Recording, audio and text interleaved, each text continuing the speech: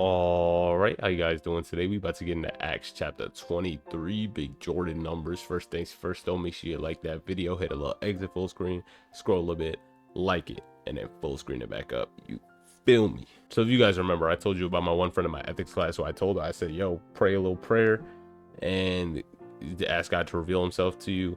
I was even praying for God to reveal himself to him. He said the other day he was walking around a building where a class is held, and he was going to the bathroom. And as he's going to the bathroom, like he's walking there, he's not going into it. He's walking there, and he opens his door and he hears the eerie noise, and he gets a feeling as if he's not supposed to be there. And he tells me this, and I'm saying, yeah. And he tells me that was the first strike. Then I look at the men's sign, and the men's sign is red. That was strike 2. And I opened the door and it was pitch dark in there. I said, nope, that's strike 3. So he asked me, does God give you chances? He gave me 3 chances. No, I said, sometimes he might only give you 1. Luckily, you know, we're in the same class and we're friends, so you'll get as many chances as I, he'll give you as many chances as I can give you, convince you whenever it comes up. And yeah, it's really up to him how many chances he wants to give you. He may just give you 1 chance and never again. Or he may give you he might keep giving you chances because he knows he's got some plan for you. But I told him I prayed for you that he would reveal himself to you. And I told him, if this is what you want to see the situation as, I'm happy for you. It is what it is. Take it. Do what you got to do. If you think this is God talking to you, take that sign, my boy. Take that sign. And that was it. He dabbed me up and he left. But we'll reconvene. I'll come back with more information. And then in my ethics class today, we were even talking about when a newborn gets instinctual value or intrinsic value, or a fetus, my apologies, gets intrinsic value. And there was a problem with disynchronic unity, which means that in the occasion that a zygote undergoes fission, I believe it is, basically when it splits and becomes twins, does God have one soul that he gave it at the moment of conception and then has to make a new soul, or throw the first soul out and give them 2 cells, or what the case is? And I say, well, this is in class.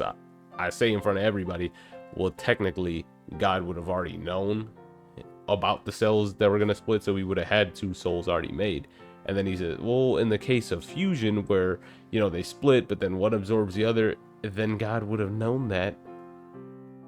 And he would have still given 2 cells or 2 souls, or maybe just the one to the one, just because the other one he knew would have gotten absorbed. Regardless, he knows. He's not gonna, oh, I didn't expect twins. He knew you before you were born. When my bones were being formed, carefully put together in my mother's womb, when I was growing there in secret, you knew that I was there. You saw me before I was born. Or Jeremiah 1:5, I knew you before I formed you in the womb. I set you apart before you were born. I appointed you to be a prophet to the nations. It's nothing that he ain't already do that he ain't already know of, So at some point he said, you have to get rid of the doctrine that something, if a baby dies initially, does he go to purgatory, whatever? And I say, well, I don't think that's a biblical thing, but I'm not 100% sure.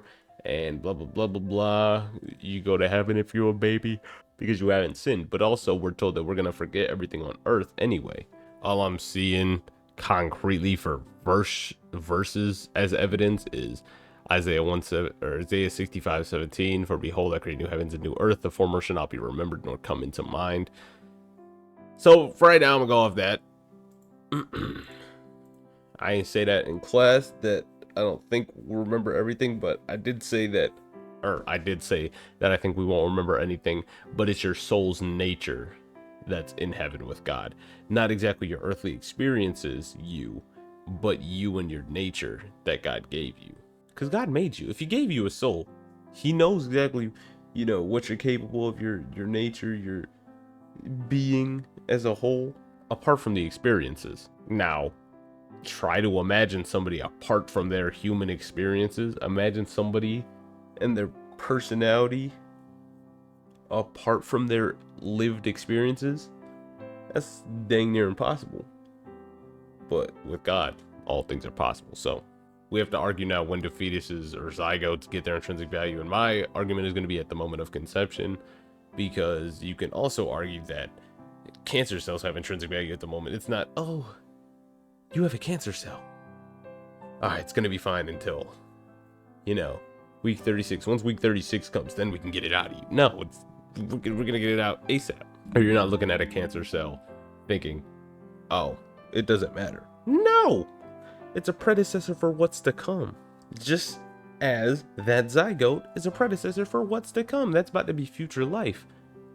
While a cancer cell is still gonna be, it's gonna be future death. It matters. I don't know how these people don't get it. It's really crazy to think about sometimes. All right, that's gonna be the end of the video. I hope you guys have yourselves a fantastic rest of your day. Peace.